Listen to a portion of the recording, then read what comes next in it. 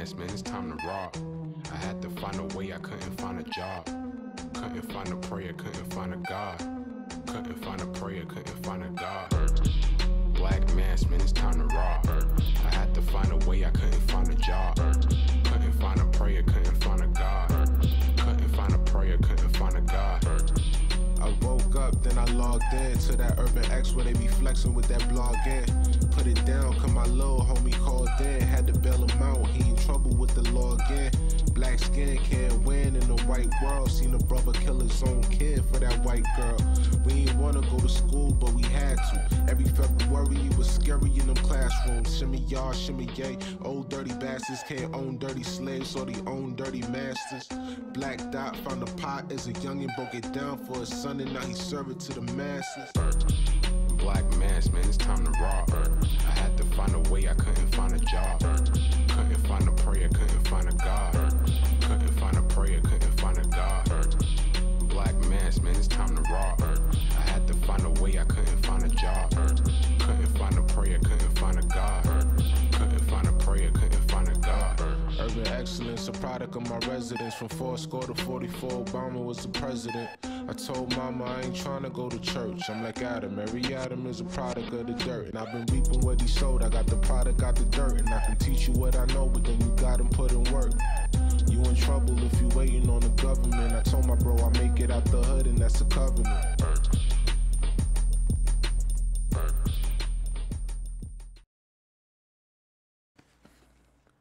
A young teenage college student, female, wrote this essay, and I thought it was so powerful that I wanted to read it to you. When I was younger, it was so difficult to see being black as anything but a curse. It always seemed to me that we came in last place every single time in this country. They only appreciated us if we were singing, acting, or playing basketball. My father tried to teach me our rich and deep-rooted history, but I was never interested because, to be honest, I wanted to be anything but black. In school, they would only teach us about all the gruesome things that slaves went through. It was a difficult thing to want to identify with. Growing up in a predominantly Dominican neighborhood didn't help either, because at the time, none of them would dare identify as being black. It was just something nobody wanted to be. I remember in 2012 when the news first hit that an unarmed black boy was shot and killed. All he had on him was a pack of Skittles and an Arizona. Hearing that devastating situation and just knowing that he could be killed purely based off of his skin color was haunting. Knowing that Trayvon Martin would never graduate, never have kids, never accomplish his goals, all because another man was threatened by his skin color, broke my heart and made me not want to be black even more. It wasn't until 9th grade when I finally went to school with people who looked like me and weren't ashamed of it, that I started to see being black as something to be proud of. For a long time, I just saw being black as one thing, but it goes so much deeper than that. So many different cultures, languages, and looks, but at the end of the day, we all have being black in common. Being around other black people helped me be proud of who I am and where I come from. I permanently put a stop to relaxers and went natural. I started listening to everything my father was trying to teach me. It was a refreshing feeling to finally embrace who I was. I realized we are an incredible group of people. We're not just singers and basketball players. We're inventors, doctors, scientists, teachers, designers, trendsetters, and so much more. Not to mention this country was built on the backs of our ancestors. What's not to be proud of? However, the trauma left behind by slavery, segregation, and everyday discrimination is deeply ingrained and goes back generations. But unity against oppression is where our power lies. Being black is so important to me now that I can't believe I wanted to be anything else. I love it here. We still have a long way to go as people and many cycles to break. Not only do we face racism from outsiders, but the black community has a huge problem when it comes to colorism, which is just another thing to keep us divided. At the end of the day, we as people need to realize that we are all one and all fighting for the same cause, equality and justice for me and you. The fact that Trayvon Martin wasn't the first or the last unarmed black boy to have his life snatched away from him is disgusting. The fact that the very people who are supposed to protect and serve are the ones killing hundreds of unarmed black teens is disgraceful. The fact that a man can be screaming, "I can't breathe," and they still won't let up off of his neck is horrifying. When one of us can't breathe, we all can't breathe. The heinous acts against black people in this country cannot continue, and the fact that we have to fight for our basic human rights is mind-blowing, but it's what we have to do. This country has thrived off of racism for too long, and we have grown tired of it. We live in a society where we're taught to hate everything about ourselves, from our hair to our features to our style. But this has to change. Little black girls shouldn't be sent home early from school because their natural hair is a distraction. Little black boys shouldn't be taught certain protocols to prepare for interactions with police. Black parents shouldn't have to wonder, will my baby come home today in one piece? After sending them outside. Black people shouldn't fear for their lives every single day.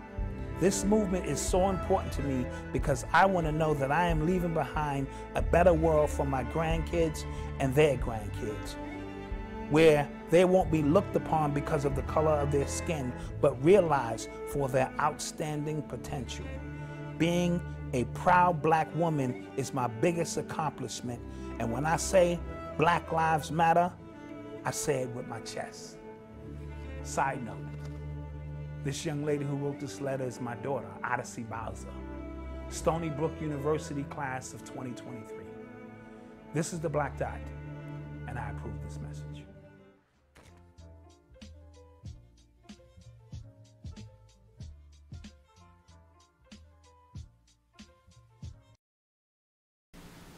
Peace, peace. Welcome to another episode of the Urban X Experience. I'm Black Dot in the building. To my left, the legendary Cambatta. Let's clap that up. Shit. Yeah. Clap that up right away, baby. You already know what it is. We came to bring that heat for you today. I'm so excited. We've been trying to hook up for a minute. You know what I mean? Sir. Scheduling and this and that. So I'm so glad you're in the building. We're going to brace ourselves because we're going to talk hip-hop. Oh, yeah. We're going to talk a whole bunch of things. That piece that you just saw, that was my daughter, Odyssey. Guys, I was so moved by her words. She wrote an essay for her college. And when I read it, I was moved. I was truly moved, so I had to sit down and bring her words to life. And I want to thank Wifey. You already know she did the shooting, the editing, the filming. You know, she hooked it all up and kind of gave it some life. And I'm really proud of my daughter because for years, growing up in a predominantly Dominican neighborhood, she had a hard time identifying with being black, you know, all the Dominicans and this and that. And I would have these intense conversations with her, and she'd be like, "Dad, that's not the way it is. It ain't really what it's about, this and that." And then when she got to high school, it started clicking for her. And she started really embracing who she was. And you know what I'm saying? So it was a beautiful thing to see her write like that, because I didn't know she had that pen. That pen game. I didn't know she had a pen game genetic. like that. That's genetic. Oh, it's genetics. And so when she put that pen, it brought me to tears. And I said, you know what? I'm going to put this out and let the people feel. So shout out to Odyssey, class of 2023, Stony Brook University. Yes. Congratulations. An incredible work. Wow. Yes. Beyond. I don't think I was at that level when I was at 18. I didn't have 18 years anybody old, yes, asking me to write anything at that age. So definitely shout out to her. So and as you guys know, the champ is here. So Malcolm has sent me a few pictures with the baby laying on his chest. And, you know, he's sucking up that daddy energy. And then the little man put his finger up. He did this. Ooh. I said, I love it. Yeah. You know, because he knew somebody was filming him. He's like, yo, fuck the world, son. Well, his name is No Bull. No Bull. So you know what he's about. He ain't about no bull. And Absolutely. congratulations to Malcolm on the new son. I mean, geez, you can't have light without sun. Absolutely. So congratulations to you. So if Malcolm is home doing that thing, Daddy, he's sleeping and shit. And I told him, Noble runs this thing now. So he will determine when you and wifey get some sleep, when y'all don't get some sleep. And he's just a joy to be around. I'm pretty sure I haven't got a chance to hold him yet, but because of all the, you know, COVID shit going on, and they want to take extra precautions, and I'm cool with that, you know. Hey, just in case. Let all of that shit just kind of ride out, and we're going to get that thing popping. You are tuned into the sounds of Urban X. So let's get right into it. I got Cambatta, a wordsmith, legendary, you know, architect of language, legendary alchemist of blending concepts. Only MC who can be 3 different people on a song. Tonation, you know what I'm saying? Cadence, vocab. It's all there. I did 2 reviews, and I've never done 2 reviews, and now I might have to do a 3rd one. Ooh, thank you. Okay, so much. because yes. And what you're hearing and seeing now, Cam, like we talked off camera, I think the timing is perfect now because hip hop has to hit a reset button. It's run its course with all the trap music, all that kind of stuff. As we reset, it's very important that you drop and kind of set the tone for where this is gonna go. I absolutely agree. I mean, people are isolated to their homes. There's no clubs. There's no real big organized situations and celebrations where there's thousands of people or even hundreds of people in one spot. So we're forced to sit back and think and kind of measure and calculate things inside of such an alienated experience that we're in right now, which this quarantine brings. It forces everyone internally to kind of journey the darkness, and there's no better time for a lyricist. We were talking earlier that generally the lyrics and the real poets speak from pain, and that pain generally has to come from a social situation, and we haven't had a situation like this since the crack epidemic, really. Yes. You could argue that 9/11 was the last substantial situation that America went through as a whole, to where you know, the government kind of slid in some Patriot Acts and stuff. Yes. So this is the next level of that. But when there's a depression, that's when I work. There's been times where I've unknowingly, purposely put myself through depression so I'd have somewhere to write from. And that's critical because we were, again, talking in the 70s, what gave birth to hip-hop was those situations. Abandoned buildings, no jobs, crime, gangbanging, all of these things taking place in a small, concentrated area where people were forced to go inward. And that gave birth to hip-hop. They took out all the art classes. So brothers just... brothers became the beatbox. They took away the instruments, so we had to get 2 turntables and learn how to suspend a rhythm. You know what I mean? So they took away the dance classes, so dudes just put cardboard down and got to spinning. And then when they took away the actual art classes, dudes just took spray cans and went out and expressed how they felt on moving trains, right? So in the beginning was the word, and the word was moving from borough to borough. So you got to see these pieces. If you was a graph artist, you could be famous in the Bronx all the way through Brooklyn because the train went from the Bronx all the way to Brooklyn. Then you had Brooklyn dudes putting their pieces up, knowing that their piece was coming all the way to the Bronx. And as a result, we all came together. We congealed in Cedar Park and Bronx River and these places, and it gave birth because we was hungry. We had something to say coming out of, you know, the Black Panthers and what they did to Malcolm and all of them. And we haven't had that in a long time. A long time. So even, you know, in the 90s, it was all about the Benjamins, and Diddy and them came through and made it all about celebration. So we didn't have no pain and suffering. No. So with no pain and suffering, the art suffers. You know what I mean? So as you just mentioned, this is the first sustained period, because even 9/11 wasn't like this, because this is all over the country. Yeah. 9/11 was kind of like, all right, New York is shut down. And the hoods ain't really feel that. Like, we didn't really relate to it. When I saw that, I was like, oh, that's it. You know, definitely prayers to anybody that lost anybody in that situation, which I don't know anybody. But, yeah, that, watching it from the outside in, it's like, bro, I've seen Terminator movies where this guy just goes in and shoots like 1,000 people. This is the best we could do for a natural, you know, a national situation. No, but the COVID, even if it hasn't affected you physically, like personally, the psychology of it, the fact that you, no matter what I believe and you believe, you can't walk in most stores without a mask. Right. You can't really operate in this paradigm without kind of, I guess, submitting to the rules. Absolutely. So I tell people that all the time. I mean, if you're going to go into these establishments, you have to abide by the rules, whether you believe it or not. Even with the Patriot Act, I still had to take my shoes off. Yeah. You know, when I got patted in your balls, rectal, titty search. It's crazy.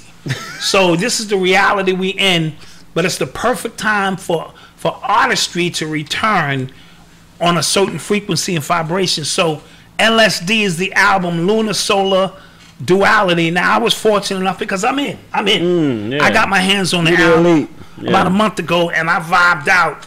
And it was an amazing body of work.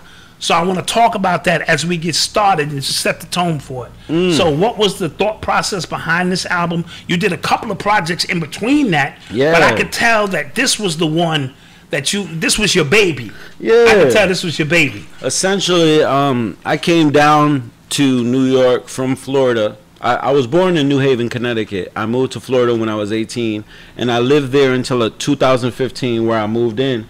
I moved in with my boy Nix. Shout out, he lived in the Bronx, right where we're at right now. And the point was to make LSD. I started LSD January 2016.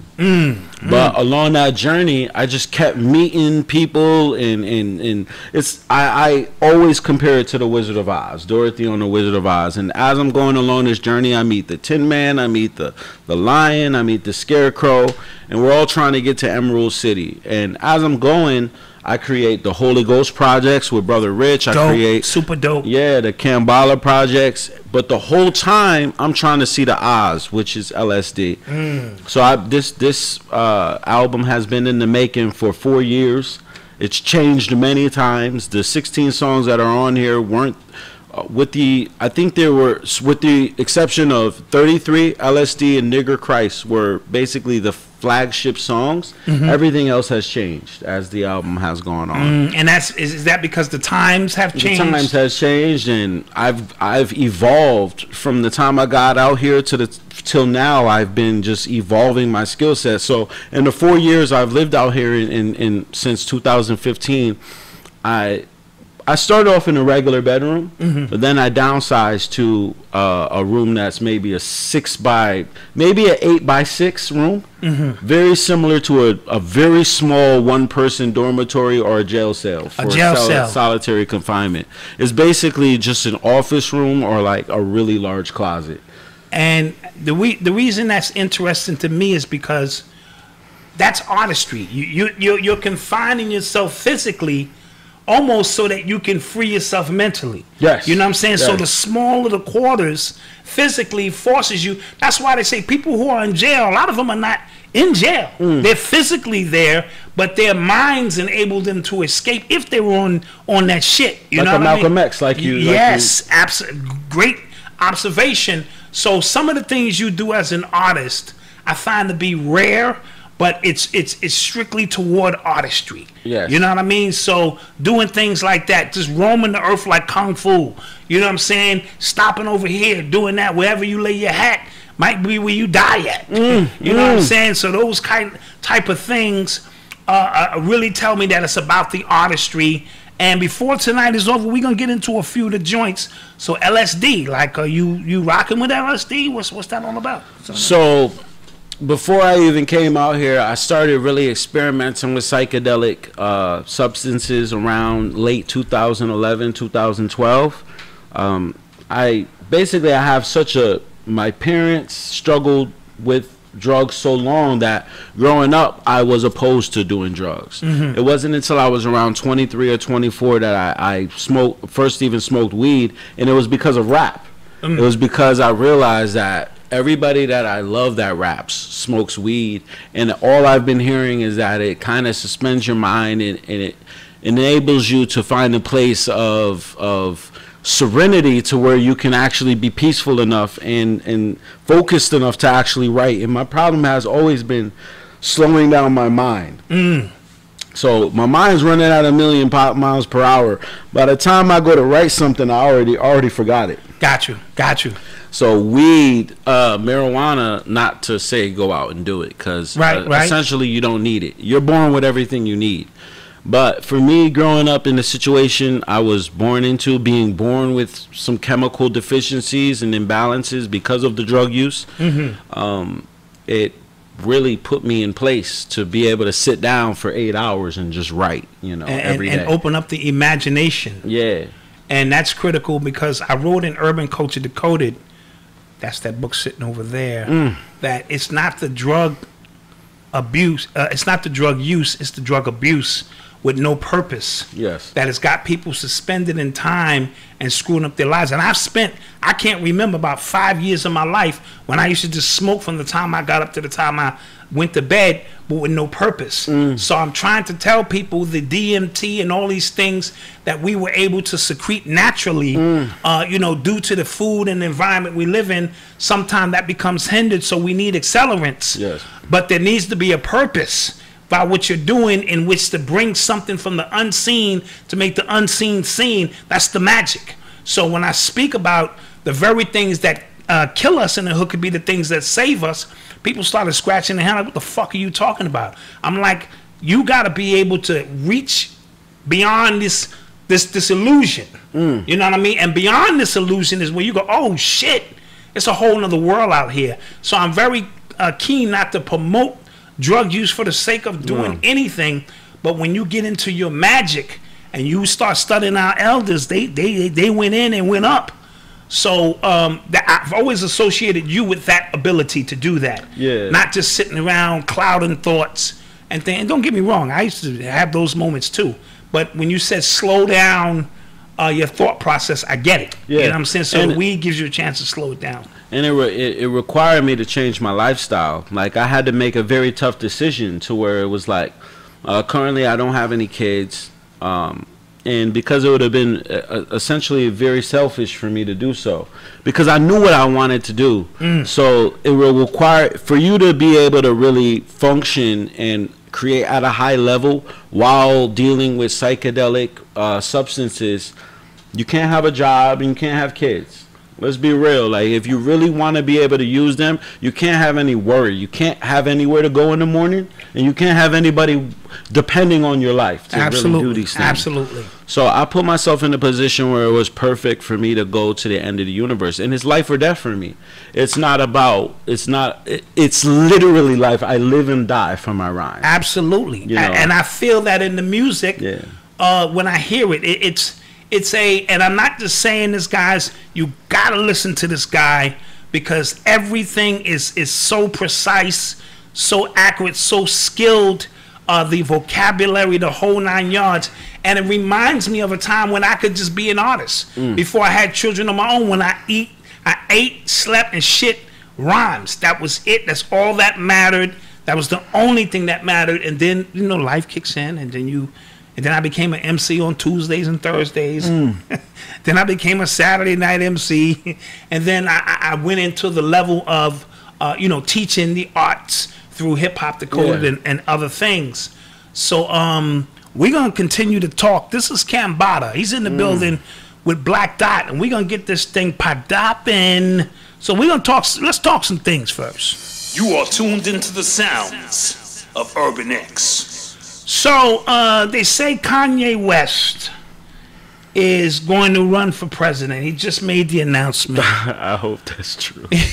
Just for the entertainment. You know, just for entertainment purposes.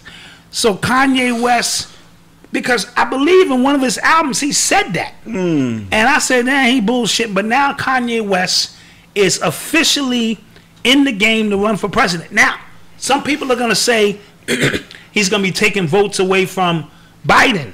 You know, because he's going to split the vote. Going to be Biden from Biden. Right, he's going to be Biden from Biden, and then that's going to make it easy for Trump to win. Some people say he got an album coming out.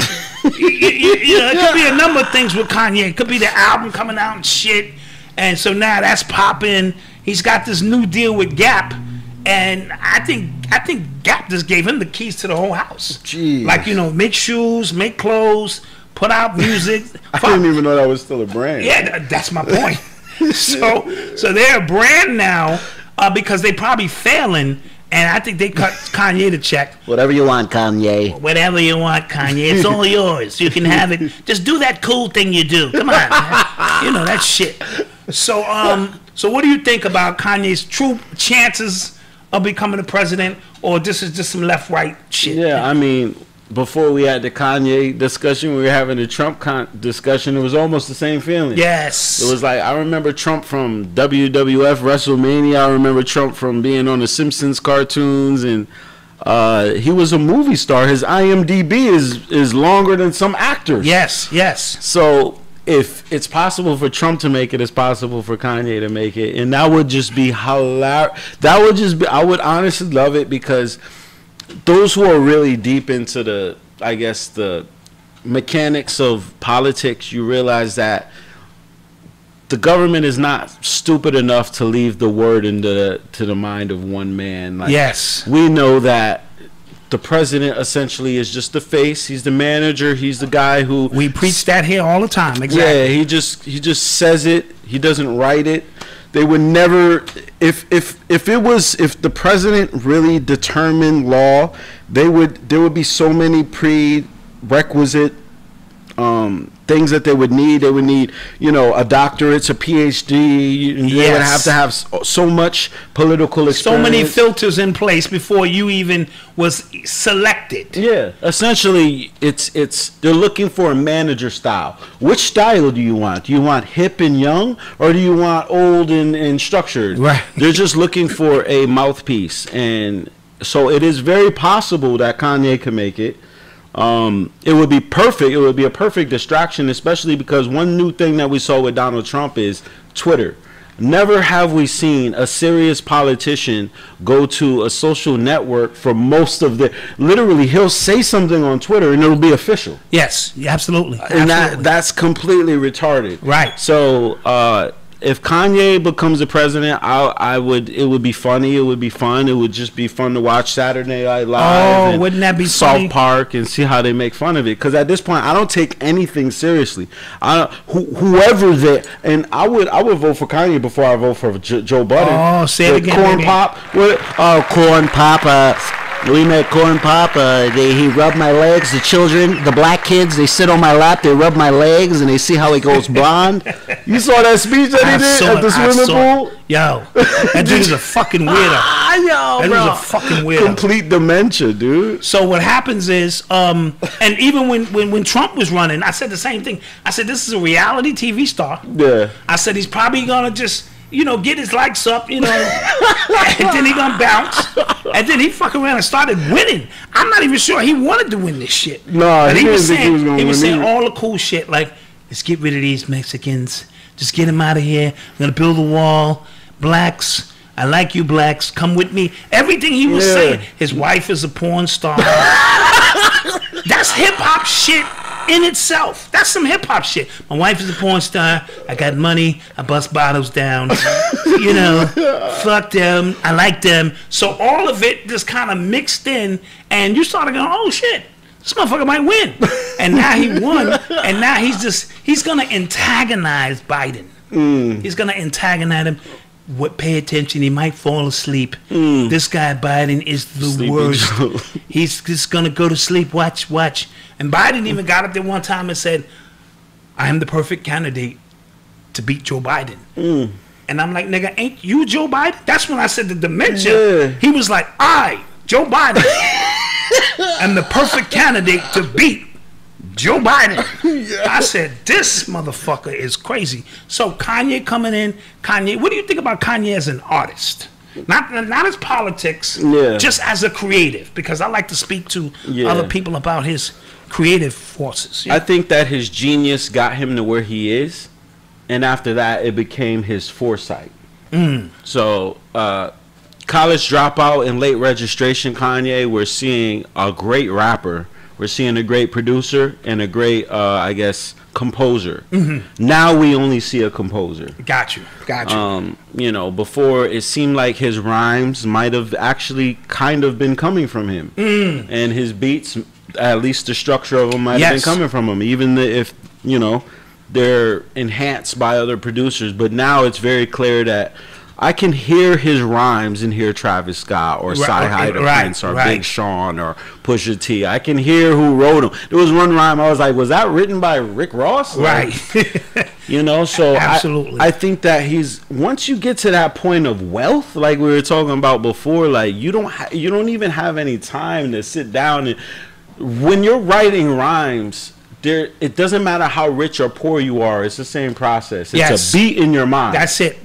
Doesn't matter, like you said, how rich or how poor. The process never changes. It's a creative. And when you listen, you got to be creative. When you stop being creative, stagnation kicks in. Oh yeah. And when the stagnation leads to death, I'm telling people, God has to create. So as an MC, when I was in my zone, I had to make more because it became stagnant. And once you start making all that money and you become stagnant in all the other stuff you're doing, your brand becomes stale, that frequency becomes used up because everybody's done tapped into it. So it's very hard to stay creative as an artist. You know what I mean? And then when you know, and that's why he's summoning out, you know, this person can write, this person could do that. And it doesn't have the same magic to it. It doesn't. It doesn't have the same magic. It seems like God stops talking to you. Yes. You know, it's like when I experience the creativity of receiving bars or creating a song or even getting some kind of inspiration, it seems like it comes from God. It doesn't come from me. I just prepare myself by studying and understanding the context of words. But other than that, like, I sit down, I hear the beat, I mumble until the words come to me, and I don't know if it's me. So it's one of those situations where I have to keep doing it because I don't know when it's going to run out. Right. You want to just stay on top of it. I've seen too many great people. I've seen Nas cannot make. If you said Nas, I give you $1 trillion to make another Illmatic. You couldn't do it.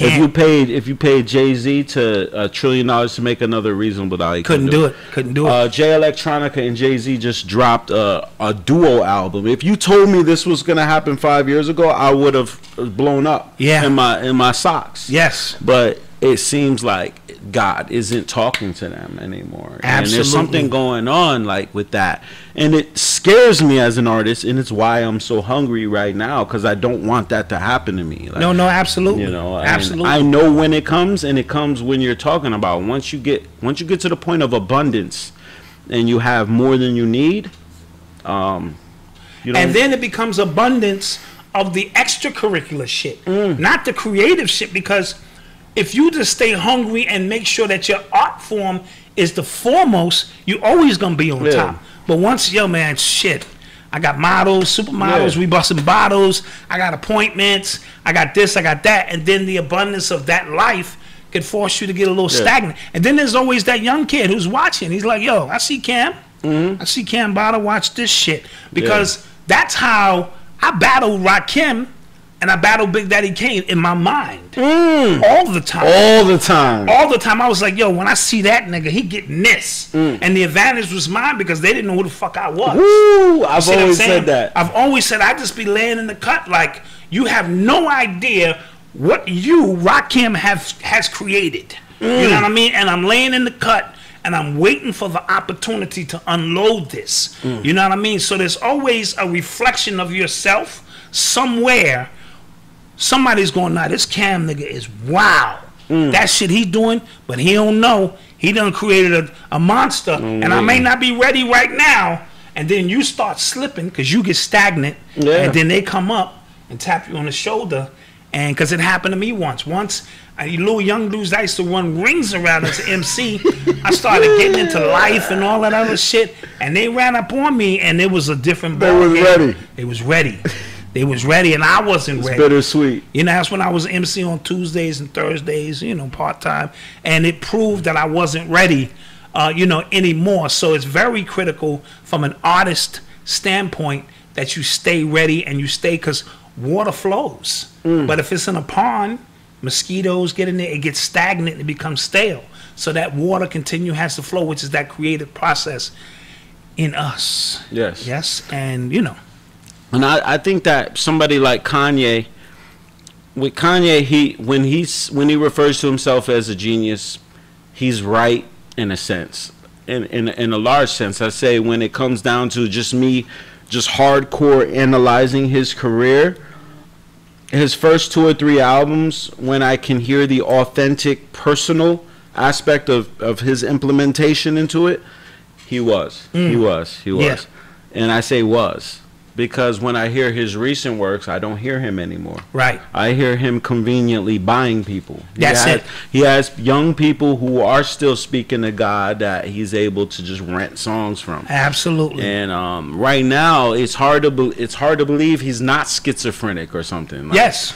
You know, so with all of these personalities he has to try to take on to try to sustain. Yeah. It's almost like smoking crack. Like you smoke it, and the first time you smoke it, it's an amazing journey. So they say. I don't know. I don't know either, bro. I just heard.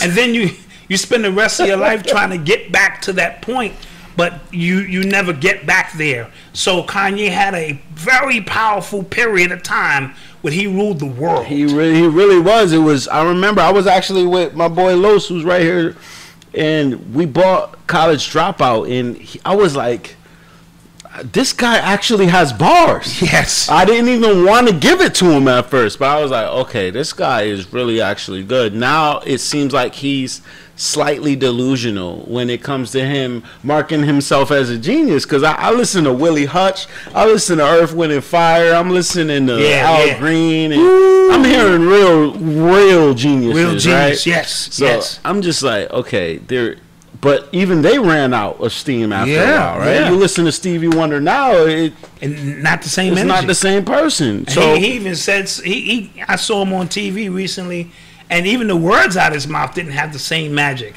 Those people can't write songs. Get out and vote. We march for you. I'm like, nigga, what? I'm like, come on, Stevie, you know better than that. So come on, Stevie. So, you know, that magic comes and goes, and I think everyone gets a shot at it, and what you choose to do with it could be the difference. Absolutely. I will say this though, like, I've never voted in my life. I'm one of those people. Yeah, I voted once, but that's a long story. And I'm in my 50s and shit. I believe that all black people should not vote, or all colored people should absolutely not vote, and then start their own independent voting system for somebody that they want. Yes. And watch those numbers outroll, right? Because then it'd be like, oh, okay, we got Trump and Biden over here, but then we have some random person that only the blacks and Hispanics want over here, and that motherfucker got 10 million votes. Yes. And we just keep doing that. Yeah. You know, I would that would be the only way I would actually vote, is if I thought that person was good. Problem is, since maybe Khalid Muhammad, I don't know if we've had anybody even alive that's close. I know I'm not ready for that by far. I am not built for that. Yeah, that's next level shit. I think I'm hearing whispers Black Dot might run. Hey, I will vote for you. I might run. I'll vote for you for sure. I'm working on my policies. I might run. I would definitely vote for you. But as far as that goes, like, yeah, if Kanye voted, that would be fun. It would be funny. But Nobody would take. But it would also be a mockery of the system, which I believe Trump and them have made a mockery of the system already. And if Kanye actually runs and even gets some votes, it's a mockery of the system. You got to go really. Yeah. But to me, that would indicate the people that it's time to let that whole voting shit go. Yeah. You are tuned into the sounds of Urban X. So, this lady, Jeffrey Epstein. This lady, Jeffriana. Yeah, his wife. I mean, his assistant. Okay. Ghislaine Maxwell is her name. Yeah, I knew you was going with that. So they arrested her this week. You know what I mean? And now she has the COVID-19. As somebody said she would, because either she gonna testify against everybody or she gonna die. That's the only two choices. You see what they did to Epstein, kind of caught his ass out there, so they say. So the minute they arrested her, I was like, there's no way she's going to survive. It's absolutely no way, because she got all the names of all the politicians, prime ministers, presidents. She got that log with everybody's name in of all the freaky pedophile shit that they've been doing. You know what I mean? So how convenient that she comes down with COVID-19, and I bet you, I'm willing to bet she's going to die in the next week or so. I agree. Yeah? I agree. I saw a little bit of as much of the documentary as I saw on, as I could watch on Netflix. Yeah. Wasn't that shit crazy? Yeah, I had to turn it off after I hear too much, girl fuckings. I guess. Yeah. It's only so much I can take before it gets ridiculous. But this woman was the fisherman. Yes. She was the one. She was baiting the fisherman. him. Yeah, death penalty, 100%. But she's gonna, she's gonna die of COVID. And she would even. The way she would entice a lot of these young girls, if the young girls were nervous, she would get butt-ass naked in front of Jeff and say, look, there's nothing wrong with this. So her methods of seducing these young girls was next level. And she has all the keys. She's the key maker. I mean, look at her name. Yeah. I can't even remember. Ghislaine. What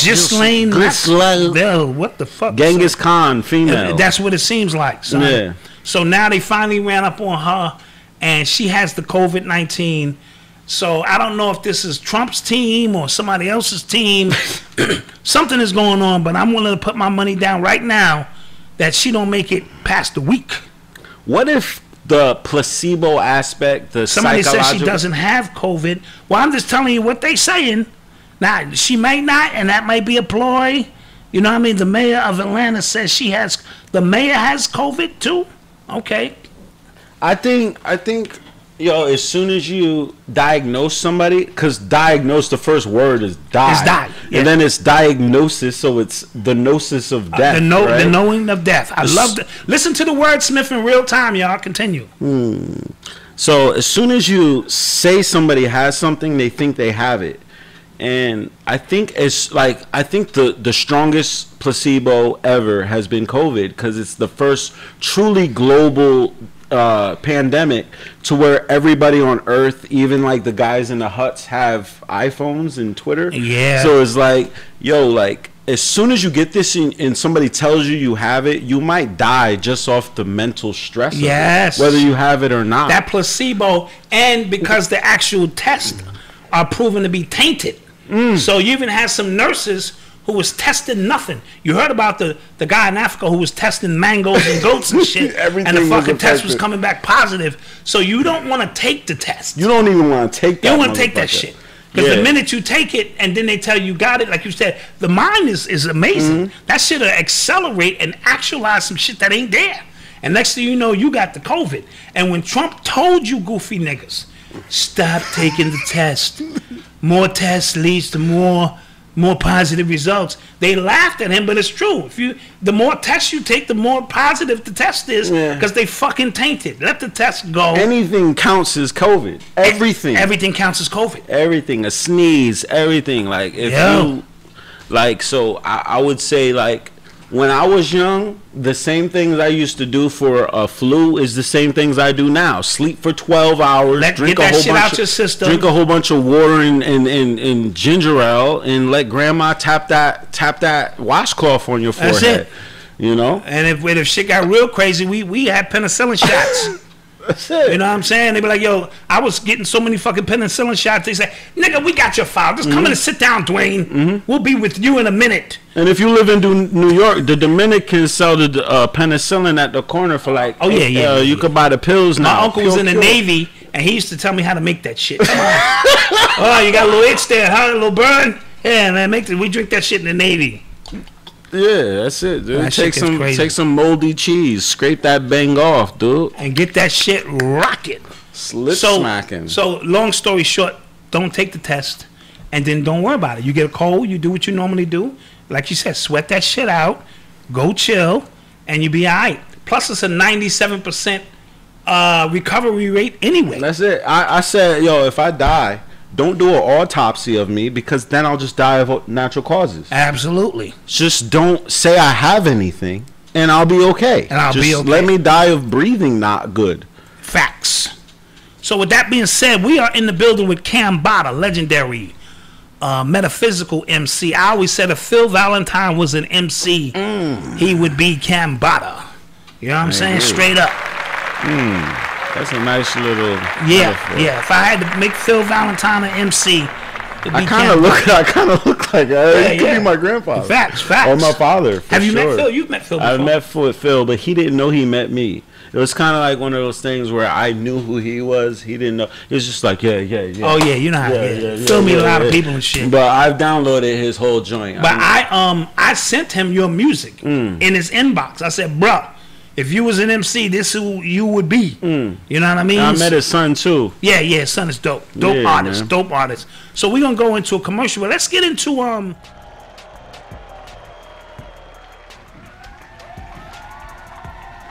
All right. How y'all doing tonight? Ladies looking good. Listen, I grew up on hip hop. You guys grew up on hip hop. Skinny jeans, dresses, mumble rap,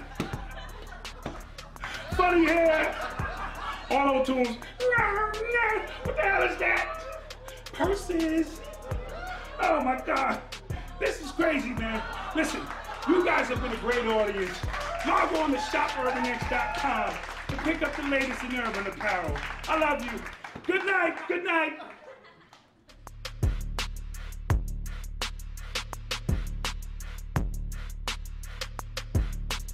Where we at? Okay. The Illuminati came after us, Bo. Man. All right, you got the alert? All alert. We all alert. All right, y'all. I think we're back up and running. We back up and running. Sorry about that. Yo, you know the Illuminati gotta come capture your boys. Gotta come capture your boys, man. Damn, son. Episode 11, 111. No, that's 3. No, that's the Holy Trinity, boy. 111, got it popping. And it's crazy because that's your song. I'm like, what the? God damn, how are you going to strike me for my own John? You know what I mean? I'm like, yo, I'm sitting right here with the God. You have permission. I got permission. I give you human to human permission, but that has no bearing over their technical logistics mean more than human bodies. Like, come on, dude. Yo, this is crazy. This is crazy, man. Oh, man, let's let the people get back in the chat. Yeah. Man, we can kind of get this thing back up and running. That Chi app, boy. Yeah. So, don't worry, for the replay, we'll just kind of, cut and paste and put two pieces together, and that's the way it's just going to be. Mm-hmm. That's the way it's going to be. We're gonna have to simmer. Yeah, we got to simmer down a little bit with that. And so... Well, let's talk something. Look, some of y'all heard the Michael Jackson John, and y'all understand that I took the Michael Jackson and I rhymed his entire life chronologically while still keeping the rhyme scheme syllabically intact. No, that was crazy. Which is pure like gematria extrapolation of the mystical kind. No, absolutely. All that shit he just said. That's the Cash App at the top there. Cameron Carbone. Cha-ching! Make Please sure you help hit me the dog. live because I don't have a job. Okay. Yeah. Let me tell you guys something. When it comes to money, I have no guaranteed way to make money. I don't have a job. I don't have government assistance. I don't know how to access welfare. I don't know how to get money. Please help me. If you don't help me, I will die. Yeah. And then you won't have any cool raps. And we don't want Cam to die. Please don't let So me hit die. that Cash App, get that thing popping and rocking. And again, Please, dude. that's the true definition of a starving artist. That's it, bro. It's like it is what it is. We in the Cancer moon, and I'm a Cancer, and you know. Oh yeah, speaking of, you have a birthday coming in 2 weeks, yes? That's that 33rd, boy. That's when Jesus died, baby. Ooh, you know I gotta transition. Ooh. So what do you how you feeling at 33? That magical ascension age. You know what I'm saying? As you climb up the vertebrae and you know what I'm saying? And illuminate, you know what I'm saying, life on this planet. Sheesh. It's honestly weird. I would say my stream of consciousness feels the same as it always has since I've been born. I don't get I guess reminded of my age until I look in the mirror and I start to see changes. Or I get out of the bed and I realize it takes me 3 hours to become human again. You know, like that's the real thing about age is that it takes longer to heal. It takes longer to get that energy. Oh, yeah. Energy is shorter. I will say I can understand why 33 was probably the age of death for most men back then. You know, because you had to really survive. Like you had to really hunt. Like now we basically have it easy. Getting food requires you to jump in your car or walk to the corner. Absolutely. That's it. Like so. I don't know what it feels like other than the symbology of it. Like that's when the mythological Jesus Christ made his transition, whether you believe it was a real person or not. Right. They say 33 was when he made his transition. Also, that's the levels in the Kemetic pyramids, and also the amount of vertebrae you have in your spine, as you mentioned. So it's this mystical master number, as they call it. And it's also when I decided to release LSD, Lunar Solar Duality. And this is my death, essentially. It is the death. I've spent the last 4 years inside of, like I said, an 8x6 room to minimize my ability to do anything else except rap.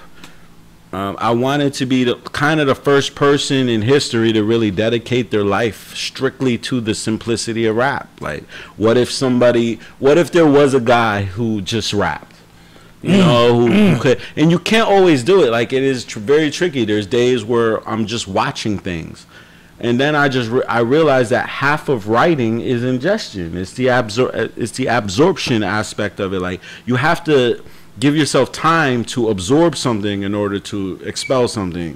Absolutely. So it is a bit of that, and a lot of times I feel lazy in the process. But the longer, you know, sometimes the longer I take off of writing, the better I come back when I do. And to me, it's just about getting the rarest form, the gems. I want to pull them out. You know, so that's now it. that is true artistry and magic in the same breath. When we speak about magic, it's being able to, you know, ingest, digest, and deliver to the people. And again, I ask young artists, because they ask me to mentor them all the time, you know, this and that. I say, would you be rapping if it wasn't no money involved? And if you tell me no, then you're not rapping from the right place. Yeah.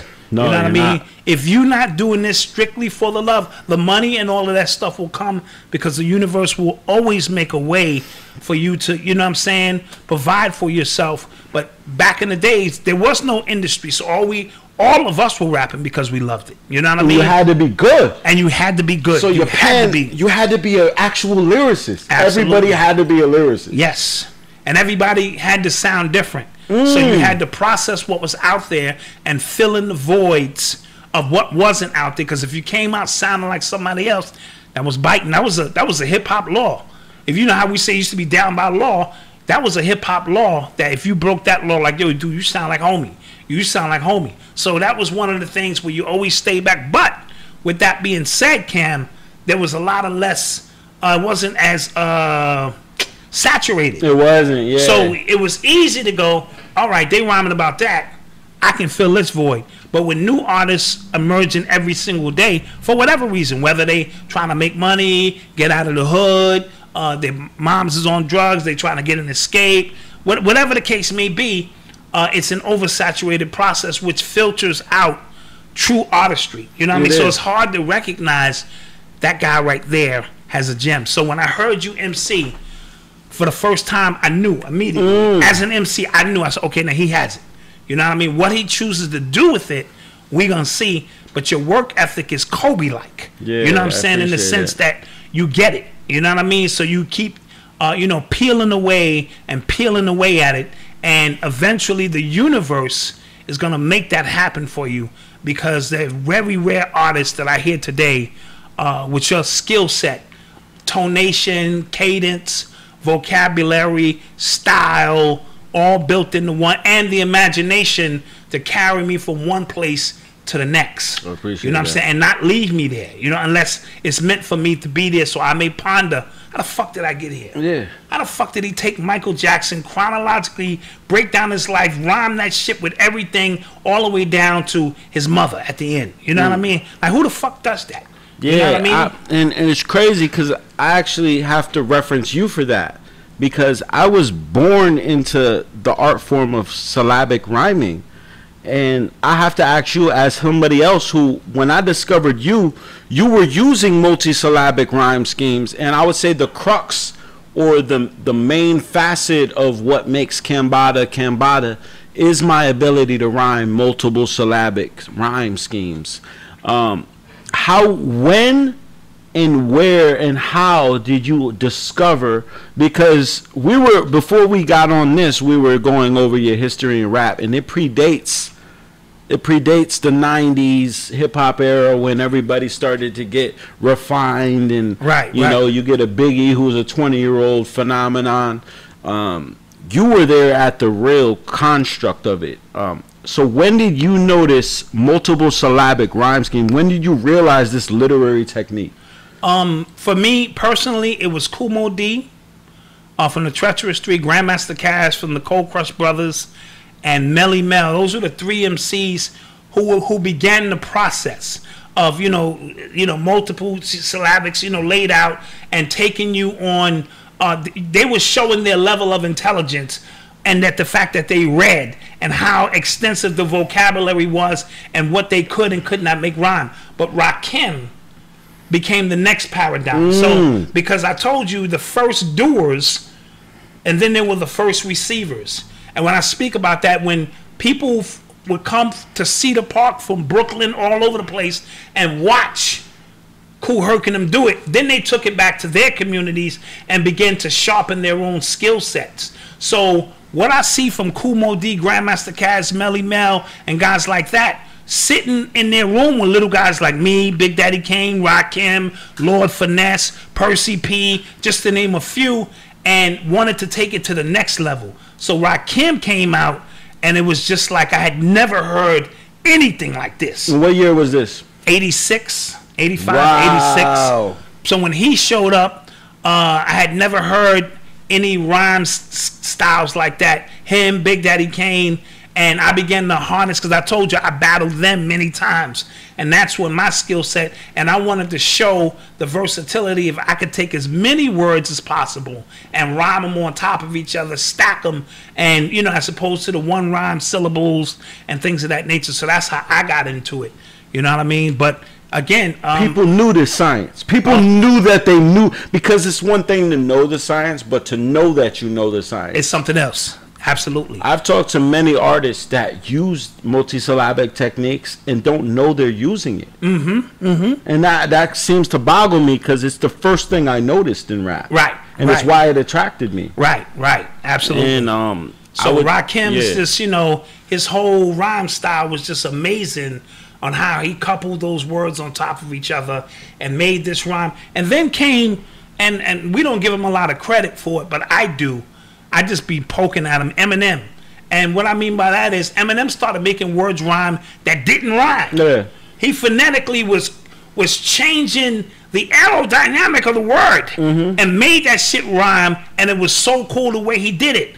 My arms are heavy, knees weak, arms are heavy, he's vomiting on my, you know, on my sweater, mom's spaghetti, he's nervous. But on the surface, he's keeps, you know, calm and ready, to drop bombs. But he keeps on forgetting what he wrote down. The whole crowd goes so wild. So the way he was doing it, I gave him a lot of credit because he was bending off the end of a word and connecting it to another word where you was like, Rakim was very technical. Yes. So everything literally rhymed with Rakim.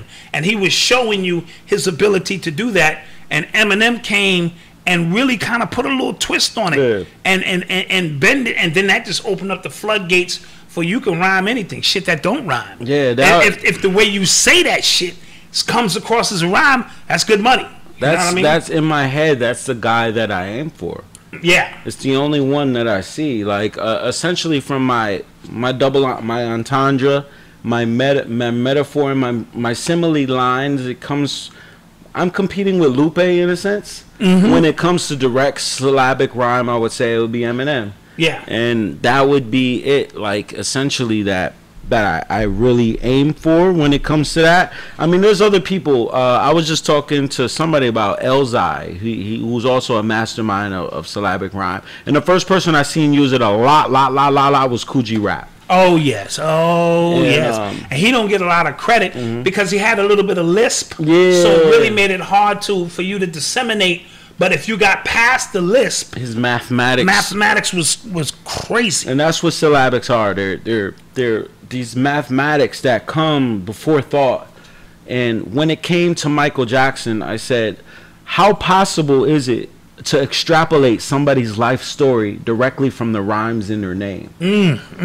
And when I was writing Michael Jackson, I realized that I could extrapolate every facet of his life directly from the rhymes of his name. And that's when I realized it's the power of God, really. It's the like power, not to get shit, it just got us shut down. That's how powerful that shit is. No, it really is. And I mean, I haven't tried it with my name yet because it's a little scary. But I've also written the Tupac murder confession, and if you listen to the first, I don't know, 40 bars of that, it comes directly from Tupac Shakur, Pac Shakur. Which if you go boom boom boom boom, if you go three syllables is kind of the magic era. Like that's when you get into the levels of magic. And these little tricks that I've been able to pick up definitely help me in ways beyond just the entertainment value of the sonic nature of music. It becomes a real spiritual situation where no different than reading tea leaves or reading somebody's poem or reading cards. I could read somebody from rhyming their Free name. Will Boss, thank you, man. Appreciate you. Yeah, appreciate. Oh wow, thank you. Yeah, appreciate that support. Thank you. So let's get into. Let's do this, because this is what Malcolm would do. You are tuned into the sounds of Urban X. Yeah, we throw it in there. You know. Let's talk Trayvon Martin's moms. I don't know if you know. She's running for office. Wow. And I just saw a picture of her with a big red, white, and blue hat on and shit.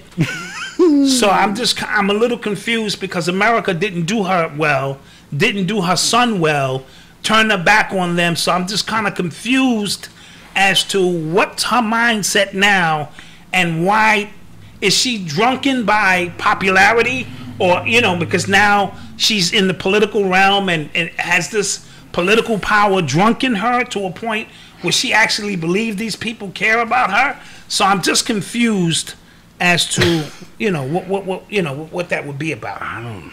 Man, I mean, yeah, look, there she go. Sandra, oh wow, she got, and that's not even a regular hat. That's the cowboy joint. Yeah, it's the cowboy joint. Yeah, like I would say that's pure confusion. She's obviously a younger woman. You know, she didn't plan for this to happen to her son. Who knows what her education level was prior to this? Yes. Her background in politics is no more than just the popularity of being Trayvon's mom. Absolutely, absolutely. So I don't blame her in the sense that that's kind of the thing to do.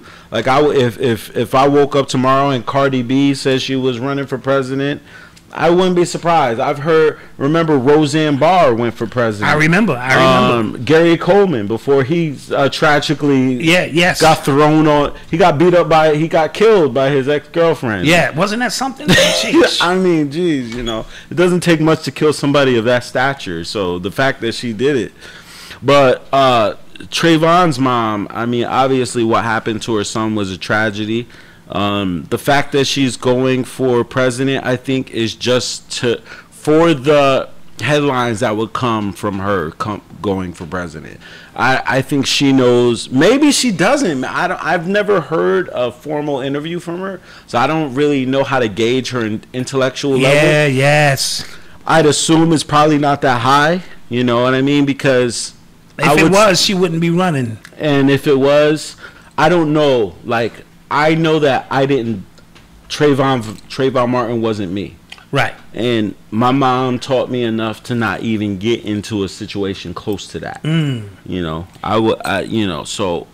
And what I find amazing is they always seem to target the mothers of these fallen young men as if they don't have fathers. Now, he has a father in his life, or he did. But the mothers, they paid him that little bit of money.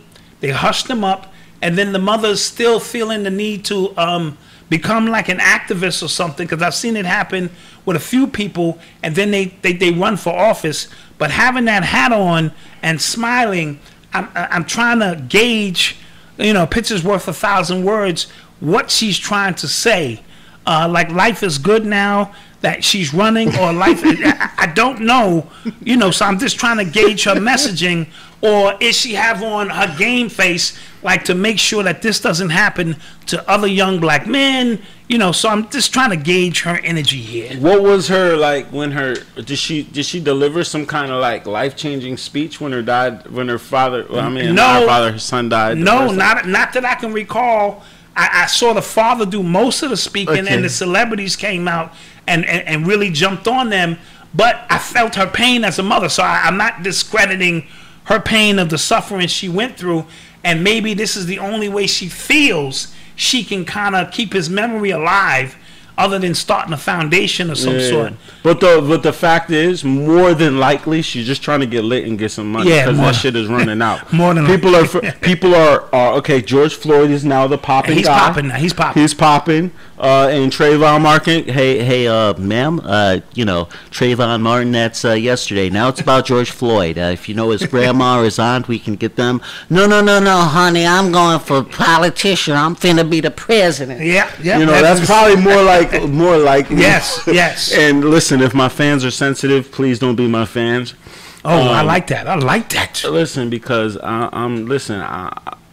hey, I'm not here. You already know what it is. Hey, I just talk. But listen, Trayvon's mom, bro. Like, listen, dude, do you know what you're doing? Yeah, I was taken back by this. Like, okay, $400,000 a year is the guaranteed paid for presidents. Yeah, for president. She could probably get more off of that, off of Patreon or something. If she was really started a program to help, you know, black young boys get off the street. There's better ways you can do it, because presidents ain't cool. No. Presidents always get shot down. Like, I don't like Obama. I don't like those people. If you a president is just a cop that doesn't shoot anybody. Like, that's how I look at it. Yeah. He delivers the hey. Oh, we're gonna have some fun tonight. You know. You are tuned into the sounds of Urban X. 50 people were shot in New York City. Jesus. This weekend. This weekend? What the was that? Okay. 4th of July? Okay, fireworks are going. Let me shoot now. 50 people were shot in New York City this weekend. Bless them. 9 people died. God bless them. Under the guise, and I told y'all this would happen, under the guise of the fireworks going off. And the fireworks were going off so much that you could not disseminate real gunfire from fake gunfire. The spotters in New York, because you know New York has those little that little booth where the guy sits up in the booth, and they can spot where the shot come from. Just like in the courtyard of jail. Yeah. That's how they do it. He's a spotter. Tell him about the gun line, boss. So it was so much fireworks going on. I even thought I heard gunshots every time. I was sitting on my terrace. I'm like, no, those is gunshots. But it was going off so much. 50 people reminds me of Chicago. This is Chicago numbers. You know what I mean? That many people getting shot in New York City is crazy. And it has a lot to do with them taking the police off the street, the plainclothes police officers. So they deliberately doing this as well, because whether you like the plainclothes or not, those are the ones who were trying to take guns off the streets. It's all bets off now. So everybody got a blicky with them. It's getting wild out here. And this particular weekend was a monumental weekend for death in New York City. I can't remember the last time. Maybe the 80s? Maybe the 80s when crack, was at its apex. When you could really get robbed walking down the street. You could really get robbed. You know what I mean? So 50 people shot under the guise of fireworks going off. And I hope this is not a sign of what's to come, because if it is, it's gonna be a long goddamn. It's gonna be a long summer.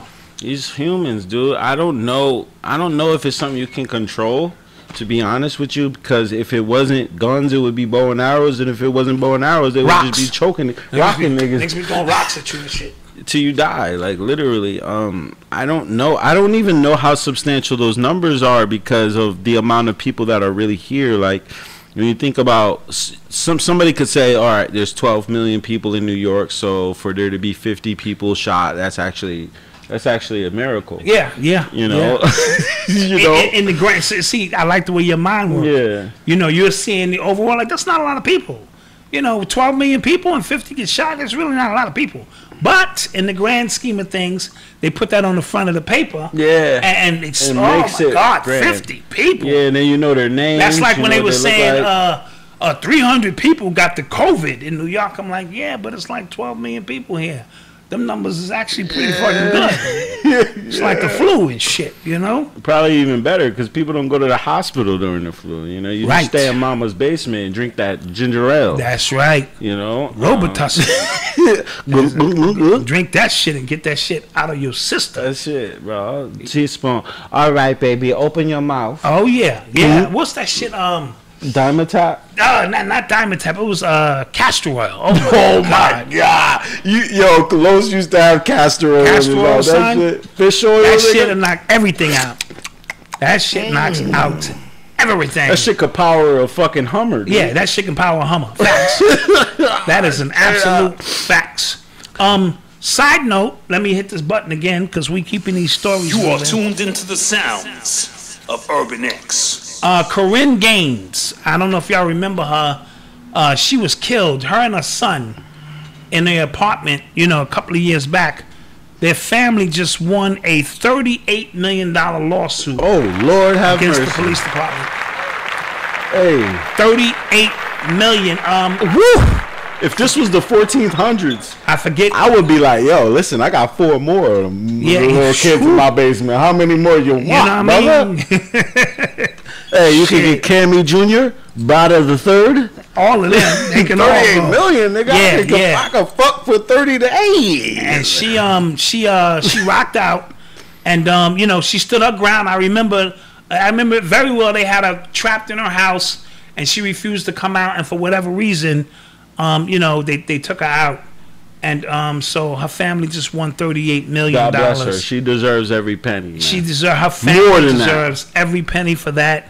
So condolences to her again, and for sure. And you know how that goes. That's serious, man. Like, if I was in her position, I would be hysterically.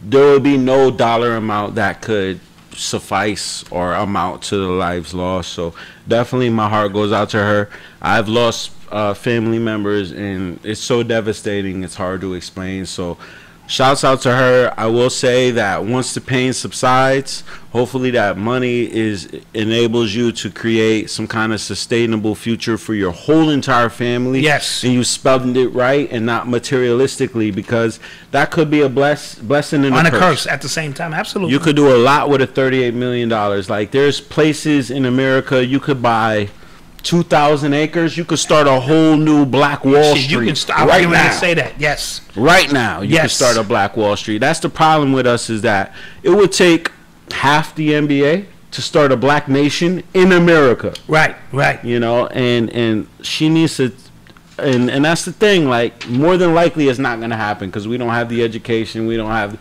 I don't know if I would do it as much self-taught as I am. Like, $38 million sounds like a lot of money. I might spend it all. I don't know what I'm capable of with $38 million. And considering you're an artist who are used to living off the earth itself, so the money won't have the same meaning to you. No. So it just as fast as it come, it can go. My sister asked me for $3 million tomorrow. All right, bet. Yeah. All right, sis, here, $3 million, whatever you want. Yeah. Gone. Right. Right. You're absolutely right. No, that's the way that shit works. So I want to show this disturbing video next. Ooh. I hope we don't get flagged for this. It's a baby pod. They're growing babies in this pod. What? Yeah, watch this shit. This shit is the Matrix. Yo, this shit is crazy. They're growing these babies, and they're showing you this is what the future is going to be.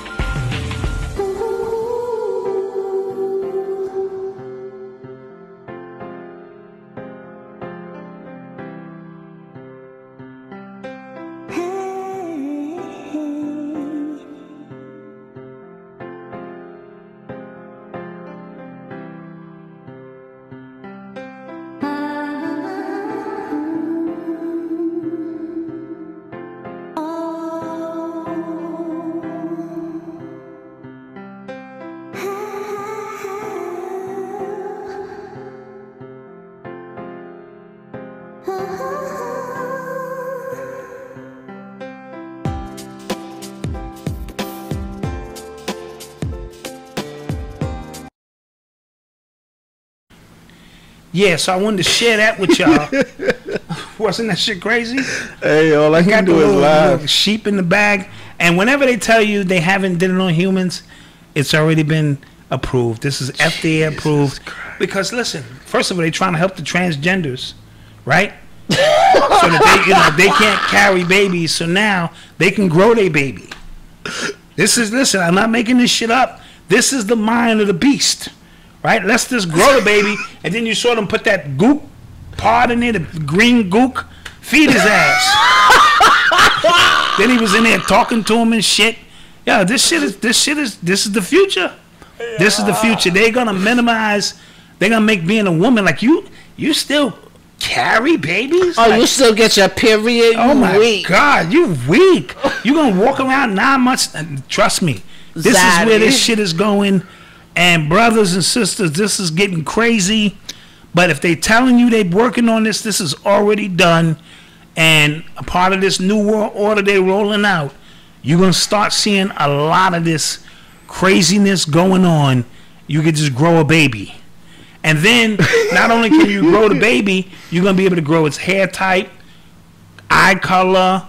You'll be able to say if you want to be an athlete, they're gonna just add all that. Size. Yeah, all of that.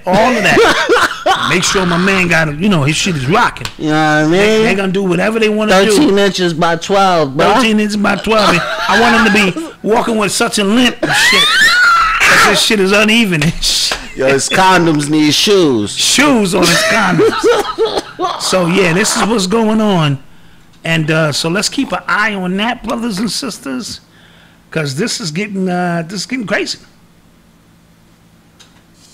You are tuned into the sounds of Urban X.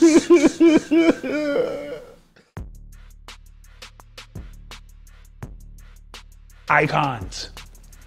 Celebrities covering one eye who are sworn to secrecy to mislead the masses into a life of negativity by way of destructive behaviors, i.e. drugs, sex, violence, etc.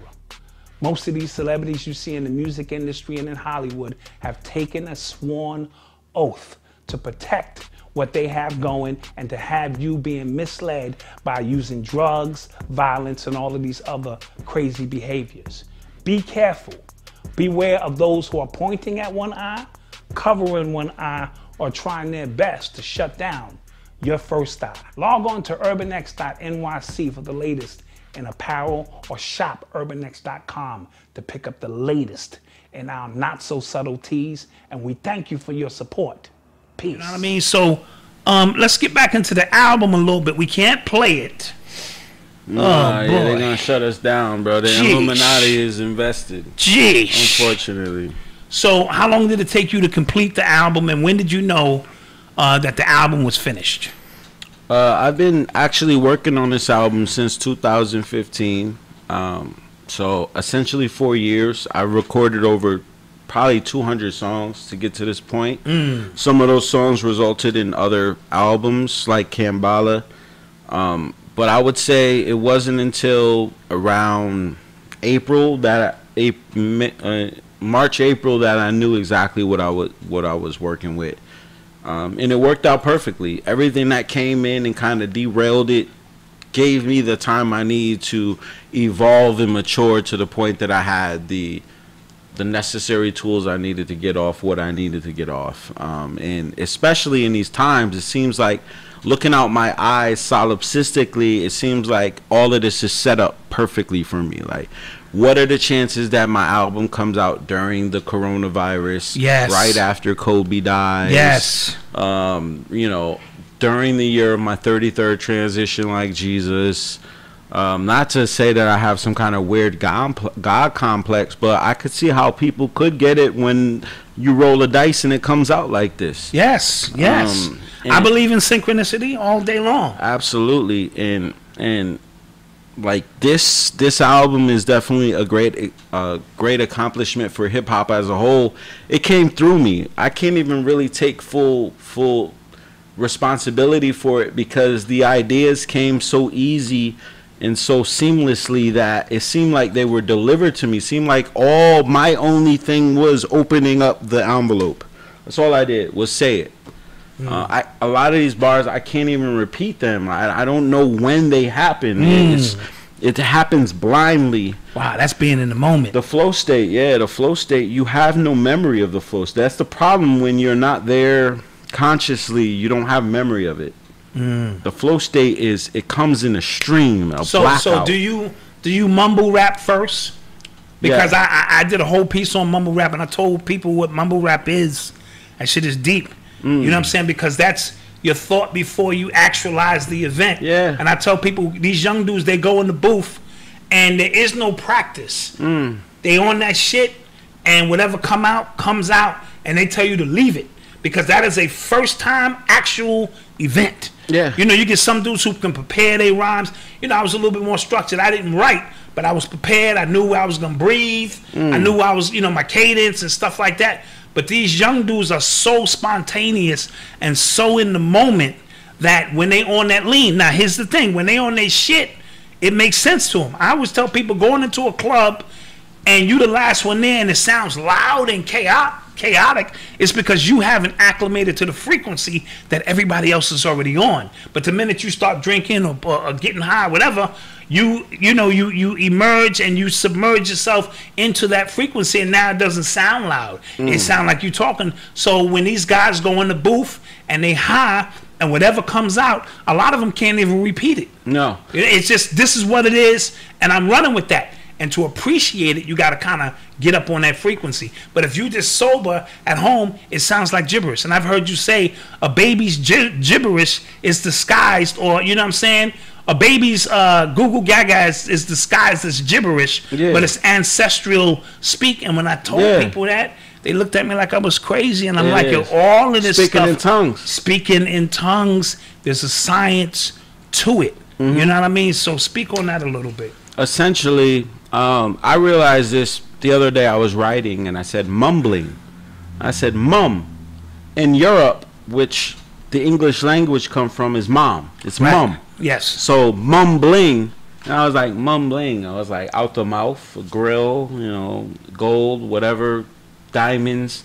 It's the mumbling. The mum comes before the son. The mom comes before the Yes. son. And the mumble comes before the word. The mumble is the melody. Yes. The mumble is when you realize the vowel sounds. The vowels are the rhymes. The consonants are the constriction points or the structured points. Got you. So if I were to hear a beat and I were to go bobbly, bobbly, bobbly, ba, bobbly, bobbly, bobbly, ba. Essentially, you can take that ba sound and you can correlate that with an actual word. Ba, ra, ka, Right. you know, ma, you know, whatever, blah blah, whatever it may be, or o, or dro, or bro, or do, whatever it may be.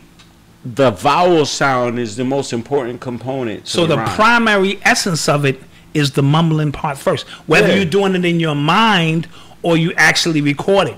And these guys are recording it and saying, I want it to stay in that pristine state. Now- I'm not even going to put words to the shit.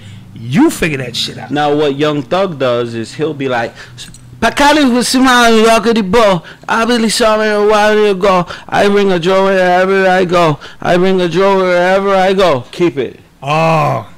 He keeps mumbling until it sounds partially sonic. And then he goes with that. Then he keeps it no matter what it says. I was about in summer. I saw in summer. I get the guy and I go in the Hummer. And then he runs with that. Yeah. Yeah. You know, so it's pure in a sense that when you bring thought into something, you essentially flavor it. You're thinking it out. Your thought, it has a process to it, but the more natural it is, the more pure it is. So in a sense, you could say that mumble rap is the purest form of rap ever explained. I had to drop a bomb to that because, you know, I love it when I get these confirmations from master MCs because they almost took my head off. And I'm saying English is not your language. English is a prison language. So by using it, now we use it to convey, but before the English language, when you go to church, you know what I'm saying, and you speaking in tongues, or a baby knows what it wants to say, but it doesn't understand. It hasn't trapped itself into the English language.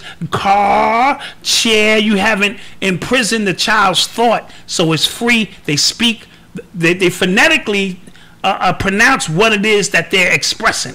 You know what I mean? But once we give it words, we shape it, we imprison it, and then with the English language, which has such a low vibration to it, you know, so when I hear you rhyming, you're trying to breathe life back into this shit. You know what I mean? So I did a whole piece on it. You can find it on my YouTube channel called The Science of Mumble Rap. And I wasn't saying this is the greatest aspect of rap. I was saying a lot of times so that we can reprogram it, it has to go through these different phases, and these guys are using rawness. Their rawness is being manifested, and a lot of times we take that for granted. But it takes special individuals to pick up and see that kind of stuff. Yeah, it's these guys are genius. I say the worst rhymer from this day is about 1,000 times better from the worst day of a worst rapper of yesterday. I remember even growing up and hearing D4L and even like a Too Short. Was that Laffy Taffy? Laffy Taffy Shake that or Laffy Too Short Taffy. or Silk the Shocker, who didn't even write on beat. We still accepted them because they came out under respectable people who wouldn't downplay them. But essentially, these were, you know, effectively terrible musicians. You know, not to disrespect them. If you want to fight, whatever. If you want to kill me, please, you know, whatever. No, I get it. But I feel like even the worst artists from this day is still probably born. They're born in this shit. Like I'm sure you realize when you had your kids, like, God damn, this nigga by 2 or 3, 4 years old knows more words than I know at 15. Absolutely, absolutely. And they can work these devices and do all of this stuff off rip. No instructions. Just boom. That's it. Absolutely. So it's the same thing with rap, clearly. Like, I remember watching Juice WRLD, R.I.P. He's one of the ones that recently died. Yes. This guy could one of freestyle. Eli's, my son's favorite artist. Yeah, he freestyled for 2 hours, you know, straight. Like, he just had it in him like he was born. He didn't have to learn, bro. Yeah. And then you put these kids on Adderall and Ritalin and all this ADHD, which is high-level speed and methamphetamine, which I've taken as a writer, and I realized that, like, okay, if I take Adderall, I can take a rhyme scheme and I can rhyme that rhyme scheme for 3 days straight. If you don't understand what that means I won't have any hunger. Or I just drink coffee and water. For 3 days, I can stick on one rhyme scheme. Could you imagine what I could come out with? That's Adderall. That's what they're giving. And my first experience with Adderall happened from my little sister's prescription. She was 10 years old. And you took her prescription? Half of her prescription, I was high for 2 days. Oh, shit.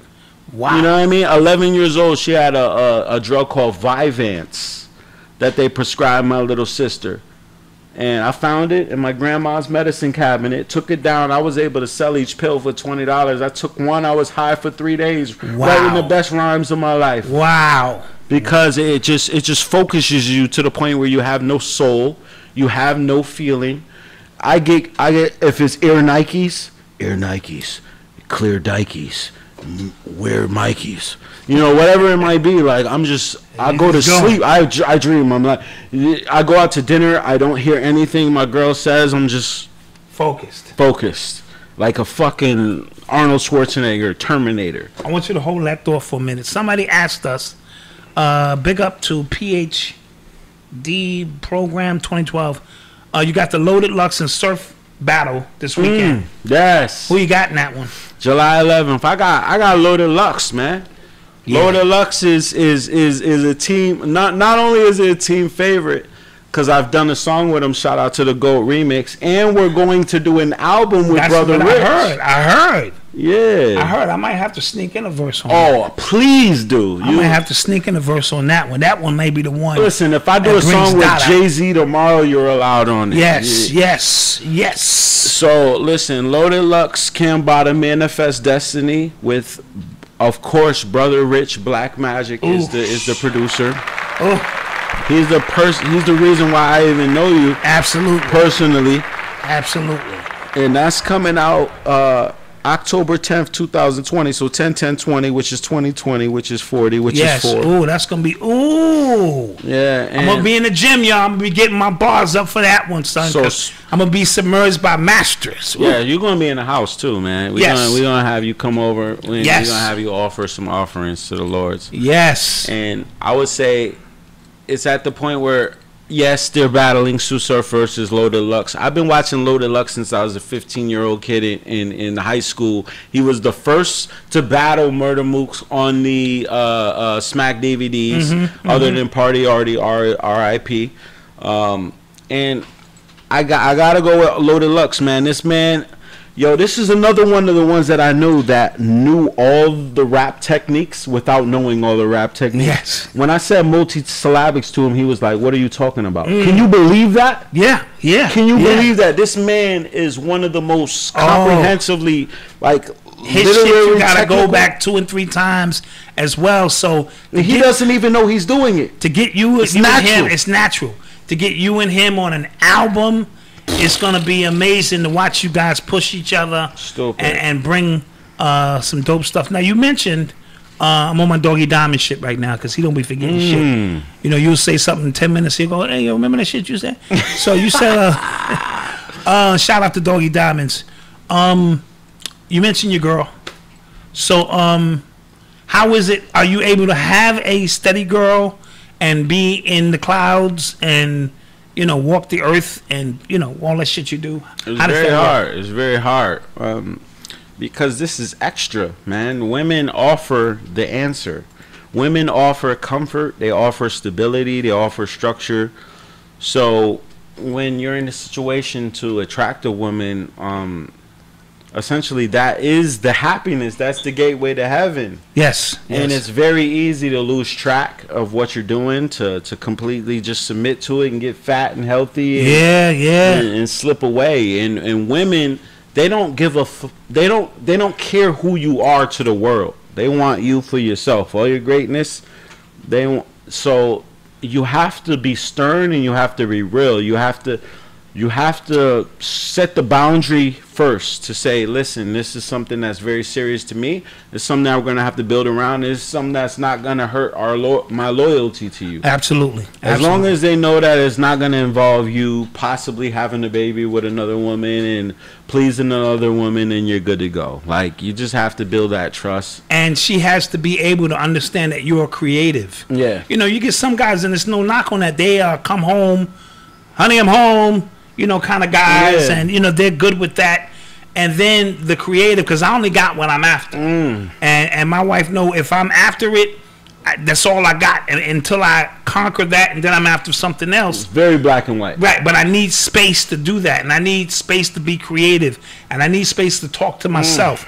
I'm my best friend. So if I can't talk to myself, then it's going to be a problem. So it's a unique situation, especially for young guys. Yes. You know, because they don't know how to balance out the creative aspect of life with, you know, I have a woman who's the foundation of this, because my wife is what I call the actualizer of events. So shit that I imagine and dream, she is the one who make all of that shit a reality. Materializes. You know, she materializes all of that, because I got ideas for days, but she's the one to go, okay, let's see how we can actually materialize this.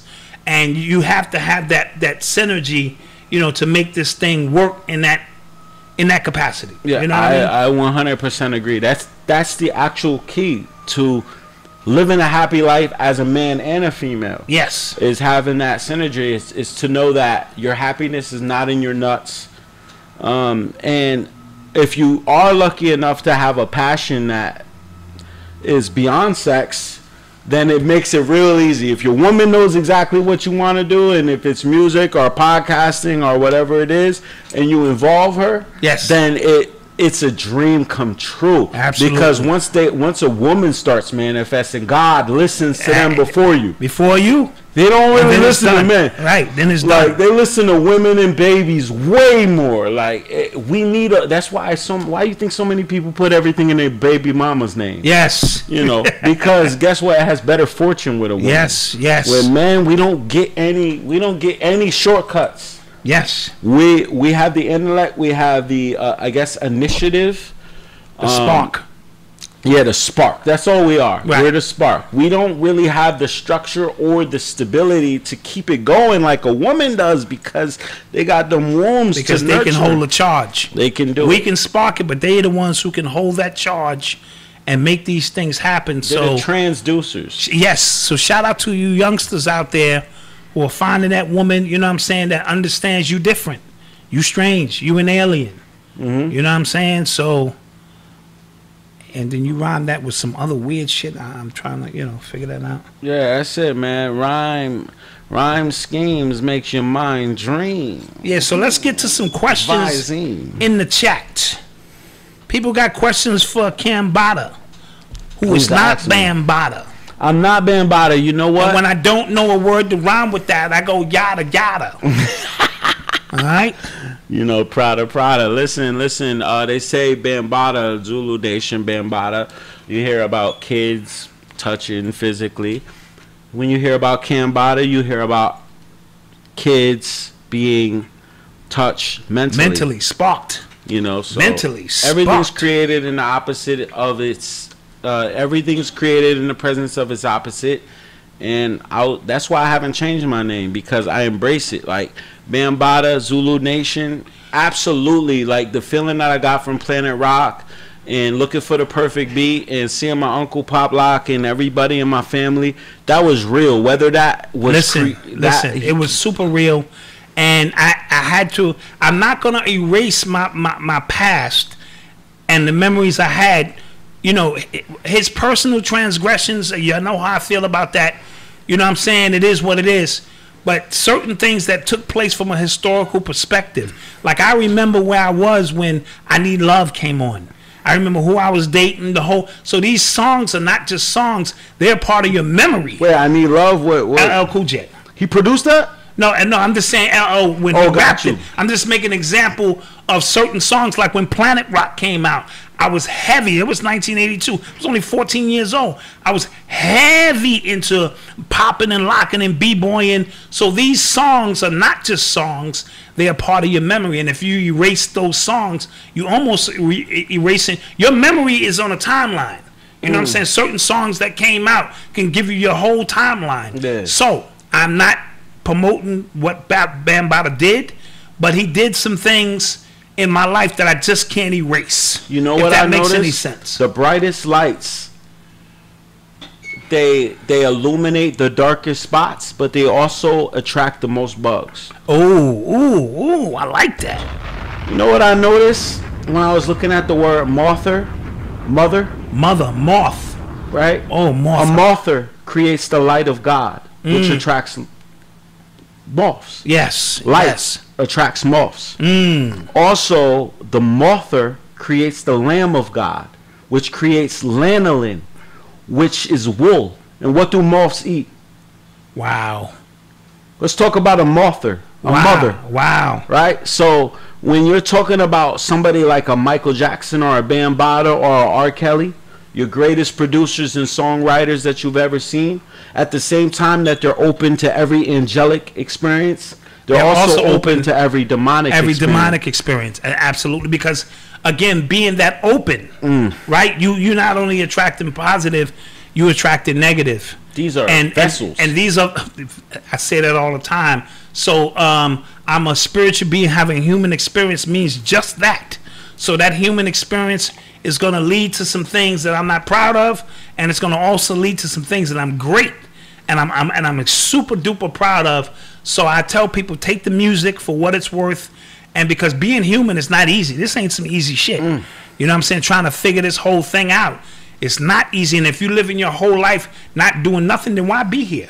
If I can't fucking enjoy 2 Chinese midgets, then why the fuck should I be here? You know what I'm saying? So, you know, just saying I'm here for the full experience. Now, I have discretions about certain things I will and will not do, obviously, but I'm here for the full hands-on fucking experience. Where'd that clap go?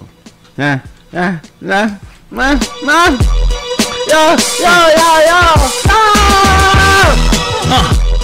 gonna kick one of these rhymes from 1987.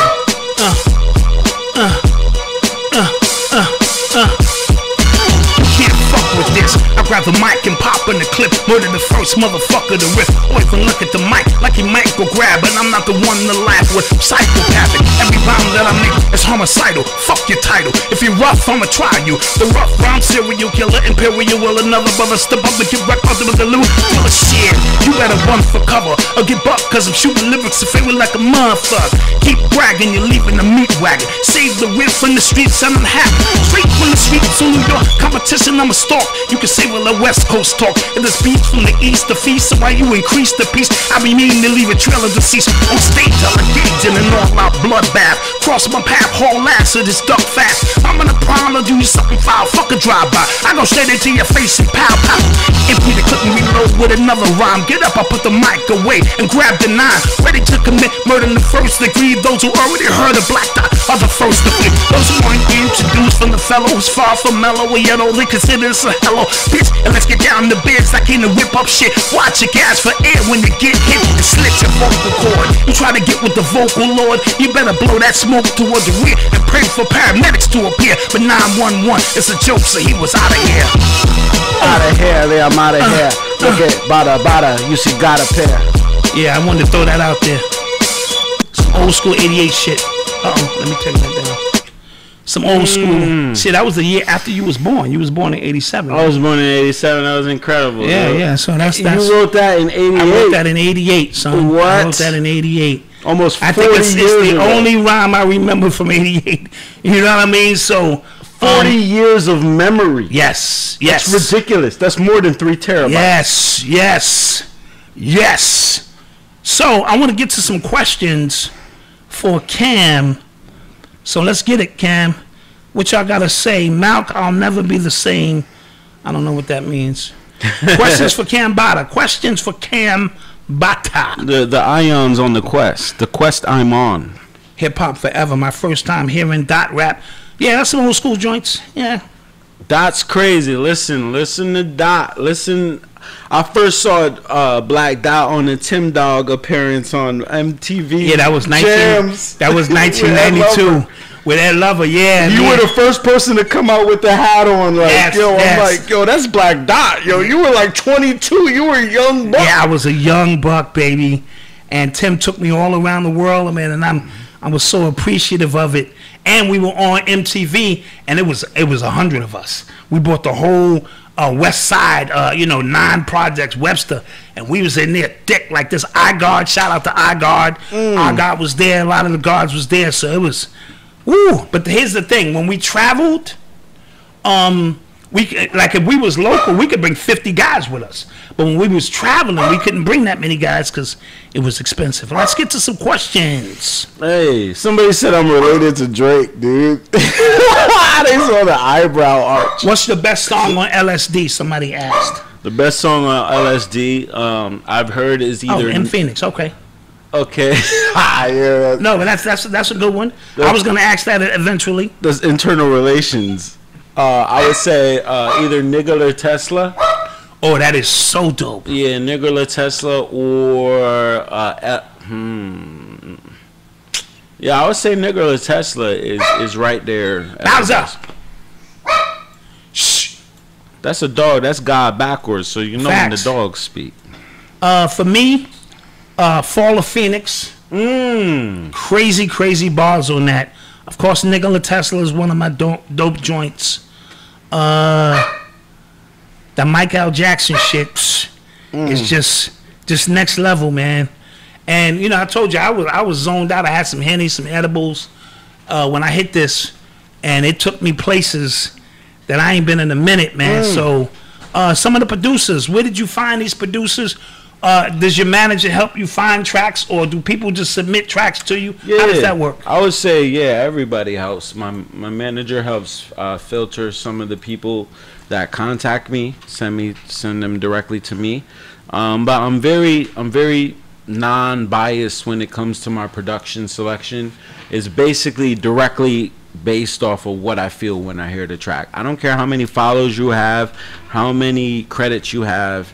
If it's fire, it's fire. It's fire. I write. But see, blindly. that's pure hip hop. Yeah. I don't care who made this track. If the track is fire and I want to get on it, I want to get on it. Yeah. Somebody asked, "What's the biggest dose of mushrooms you've ever consumed?" Tanisha Granderson. Oh, Tanisha Granderson, and that's a female too. That's very important because we need more females doing psychedelics. It's one thing for. Number one, we don't see a lot of black people getting into the real natural entheogens. Why is that, you think? It's fear because of crack. Everything that's not crack sounds like crack. LSD sounds like crack. Mushroom sounds like some shit that wild white boys do. So you gotta understand that this is made for us. And when I hear not only blacks but black females doing it, it really. Because that's when you know it's real. Like when a black woman does it and she's able to translate to you, that's when that's when mama knows. Yeah, To me, that's mama telling me. So yeah, I need the biggest dose I've done is 12 grams. I did that in the middle of the forest or in the middle of trees at 1 a.m. And I had one of the scariest situations of my life, Now, is it important to have somebody with you? Yeah. Like if you tripping, or you going up for the first time, or ayahuasca or mushrooms or something. Yeah. Is it important to have a guide with you? Definitely. I saw the video you did with Hank Risen's son. That was Hank Risen's son, right? Yes. That was dope. That was dope. Essentially, a shaman is that. A shaman, if you look at the, I guess, etymology of the word, it's a she-man. And the reason why the shaman is synonymous with a she-man or a transvestite is because you need to be able to translate both energies, both the feminine and the female. You can't be a shaman that only knows the masculine. You can't be a shaman that only knows the female. Gotcha. So essentially, these are people who are able to become. And to become means to become potential. Because what has come? Right? Yes. Yeah, that's exactly what that is. A shaman is somebody who essentially is your tour guide, but they're usually doing it with you. A shaman does the psychedelic substance with you. And in the large substance that I've done, 12 grams, I've been in pure blackness. I've been in the middle of the forest. You realize that the forest is not a happy place for humans, that if you are weak, it will eat you. Eat you alive. It will eat you. You are oxygen and meat. Yeah, that'll eat you alive. Absolutely. I've heard many stories. The forest coming alive. Oh my God! You will see it. It's like. Nah, I've done some PCP and then I kind of had that same effect. Oh my God! Yeah, PCP. I think I was high for like 3 days or something. Oh one time. Probably naked. Man, I just was like wilding, man. It just, the energy went so many different places, and every single shape took on a different shape. I was able to manifest what a shape was. This is, listen, this is next level, and you really got to prepare yourself to go in on that, because all of these geographical shapes you see are not what you think they are. Yeah, they're held together by your perception of what you think they are. Yeah. So they even say when you go meet, you want to meet the face of God, you are you sure? You know what I'm saying? It may be something that you don't think or you can handle. You never know what to ask when you talk to God. There's many times I've been at the feet of God and I don't know what to ask. And everything I ask, he tells me I already know. There's basically no point of talking to him. You don't know what to ask him. You don't know what you want. You do not know what you want. That's an interesting question in the chat. I promise you, if you talk to God right now, you don't know what you want. I was getting ready to say that. If you had an opportunity to talk to the God or the omnipresent or omnipotent, what would be, you want to get one question. What's going to be that question? Nobody knows. Oh, you know what, brother? I want equality for blacks. Blah, it's like, blah. Nah, that motherfucker's going to laugh at you and be like, be strong, brother. Be strong, brother. It don't work. Dot, I was with you up till the point kids follow you, big bro. This conversation is very irresponsible. Okay, appreciate it. Hey, I don't mean to laugh. I agree, essentially, if you are on the mindset of, this is an adult program. I've watched Black Dot many times, and I've heard the whole spectrum. This is a very serious metaphysical conversation. It's got nothing to do with getting high, irresponsible, running around the streets. That's never what I'm talking about. It has nothing to do with that. And me sharing you with my past of why I am the way I am, that just is what it is. So I'm sorry you feel that way, homie. Thank you for all the donations that came in. How did Cambatta and Cannabis link up and decide to make a song together? How did that happen? That happened out of midair. Yo, like, if you're a rapper, if you're an artist and you're watching right now, this message is for you. I am the one who came from New Haven, Connecticut, the most far out region where no record labels are, nobody's watching. And I would say it happened from excellence. It happened from mastery. Like, rapping. One day I get an email from a producer who's like, yo, I have a track with Cannabis. We went over some people to collaborate on his album, because the song that I have with Cannabis is called Cannabis Cambatta, with this like a pyramid in the middle of it. He didn't even name the track. He just named it Cannabis Cambatta. And it happened out of nowhere a couple years ago. We get a call from Domingo Padilla, who is actually the producer that produced Dream Shatterer by Big Pun. Yeah. That was rough. He's got a couple joints. You probably crossed paths with him. He's from out here. He's done tracks with literally everybody. And they hit me up and they're like, "Yo, we keep hearing your name. We want you on this track with Cannabis. Cannabis loves your work." I went out there and it just so happened that Cannabis was already following me from Brother Rich's page. Ah, got you. So you never know who's watching. Yeah, absolutely. Just act and rap as if everybody's watching you. And when I went out there, he laid on me the most heaviest hip hop stories you could ever believe, and knowledge and advice that I will be forever grateful for. It happened through me working and a producer that knew. If you're familiar with C. Ray's Walls, I was working with C. Ray's Walls. I'm familiar with him. And C. Ray's Walls knew a producer named Thanos, and Thanos knew Domingo Padilla.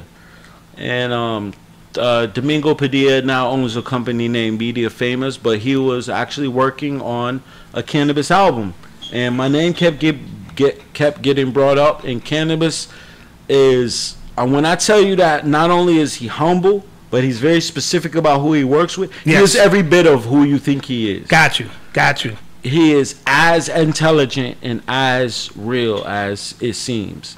And when I met him, he was completely accepting. He gave me all the knowledge. And that's how it happened. This happened in 2017, I believe. That was so dope. So dope. So let's get a couple more questions in here before we get out of here. All right.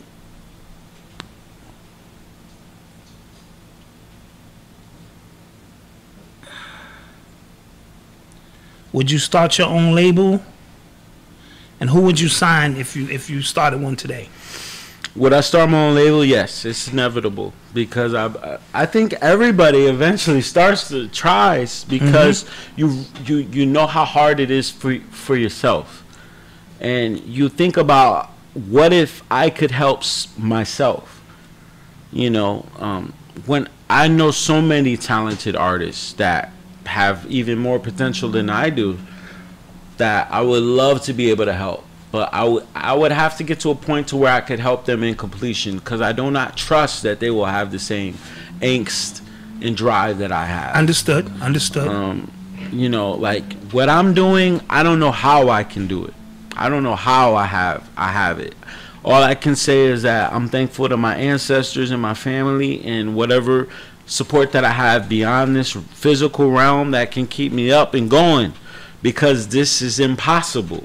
It is impossible, but impossible is not impossible. That's the problem. Yeah, that's the thing. You know what I mean? Like, it is very, very, very hard, especially today in 2020, to become a superstar. Oh yeah, unless it's something manufactured, doctored for the purpose of somebody else's agenda. Yeah. Shout out to Kendrick Lamar, whose album stayed on the Billboard charts, the longest album in the history of the world. I think he's one of the greatest rappers who ever lived. Yes. So Kendrick Lamar, clap that up. It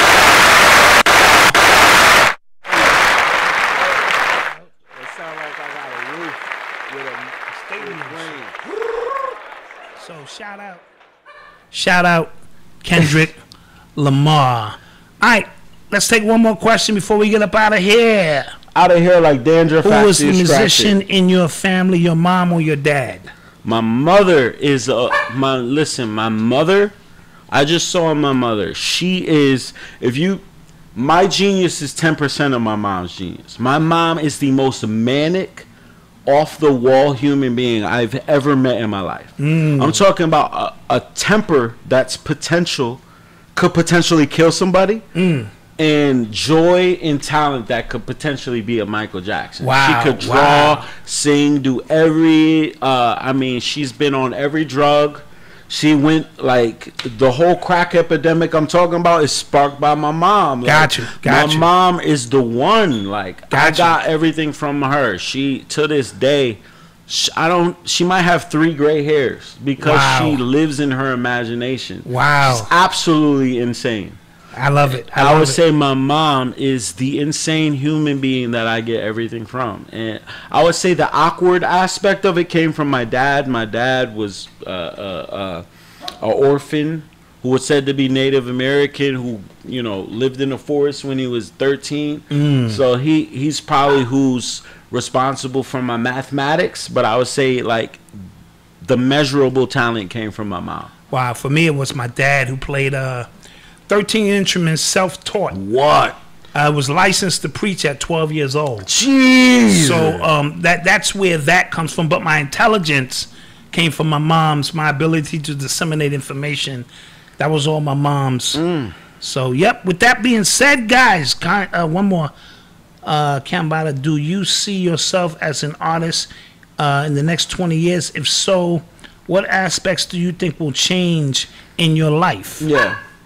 Yes, I do see myself as an artist being able to remain relevant for not only 20 years but forever. But it's because of the other aspects of my talent set. I think it's going to transition over to acting eventually. Oh, okay, okay. Rapping is something that's still largely taboo and black. Got you. You can't even rap good without people viewing you as trying to sound black. Got you. Got you. But there's nothing in the realms of, I would say, comedy, acting, rapping, writing that I won't be able to be one of the best at, because it's all synonymous. So. Well, you know, we do skits up here every now and then. Might give you a cameo in one of our skits. Yeah, I study that deep. I study acting because acting is not reenacting. They would call you a reenactor if you weren't an actor. Got you. You're acting. You are. You are acting. Yeah. You are. Right now I'm acting. You're exactly. As real as it is, you're acting. Right. So it's like, that's dope. like I believe in that. I've been acting longer than I've been rapping, essentially. I started taking acting lessons when I was 9 years old. Got you. Yeah. All right, with that being said, guys, you can find us on Instagram, Twitter, Facebook, Snapchat. No, not Snapchat. Facebook, YouTube. Cameron Carbone. CAMERON is the cash app. CARBON. Please send me money so that way I can eat. If you don't eat, I will die tomorrow, and you will be completely responsible for his death. So shame on you. Shame on you for not giving me at least $50 or $60 in cash, tax free. Tax free. Make that happen. With that being said, this is the Black Dot. Malcolm will be out for another week or something. Shout out to Malcolm and the New Prince. That dude, yeah, Noble. Listen, man, like that dude. I see that dude. I'm like, yo, that dude is better than me at most things. Yeah, he's good at what he does. He's better than me at 99% of things, bro. That guy is very well raised. He's been an old guy for a very long time.